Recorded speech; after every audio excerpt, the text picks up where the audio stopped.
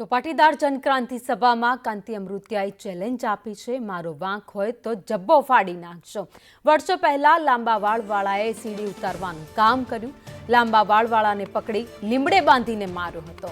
માર મારીને સીડીઓ સળગાવી દીધી હતી। કયા સમાજની સીડીઓ હતી એ નથી ખબર। મેં સીડીઓ જોઈ પણ નથી। આ દિલની વાત છે એટલા માટે કહું છું। 45 વર્ષના ઇતિહાસમાં કાનાભાઈએ કોઈનું પડાવ્યું નથી। કાનાભાઈ કોઈ લુખ્ખા સાથે બેઠા નથી।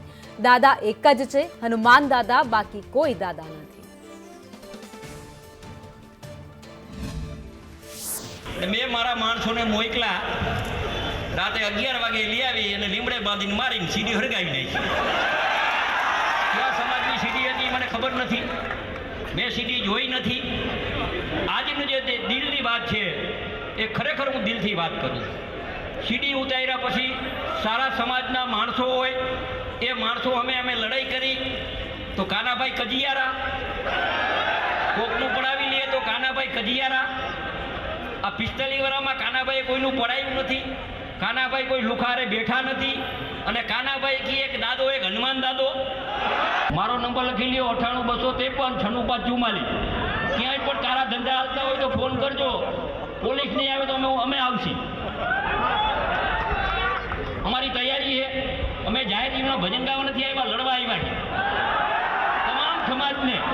તમામ સમાજને હું આજથી આહવાન કરું કે તમામ સમાજને ચેતવાની જરૂર છે। જેલ નાની હતી, 180ની કેપેસિટી હતી, એમાં 320 પૂરી દીધા છે। અને હમણાં જેલ મોટી કરી છે 580 જણાની। એટલે તમારે આવા લુખા તૈયારી રાખજો। અમારા સમાજને આગેવાનો લુખા કહેવાવાળા હોય ને એને તમે જઈને મારી આવજો। હું બેઠો હું, કોઈના બાપની તાકાત નથી। આ વેપારીનું શહેર છે, મોરબી વેપારીનું શહેર છે। ગોરો અહીંયા કીડીઓ આવે, ગોરનો તો કીડીઓ આપણે પકડીને મારી નાખવાની। ગોર રહેવો જોઈએ। તમારા બધાનો સહકાર મળ્યો હોય 30 વર્ષ, એમાં પણ કેટલાને ગગલિયા થાય છે, શું થાય છે।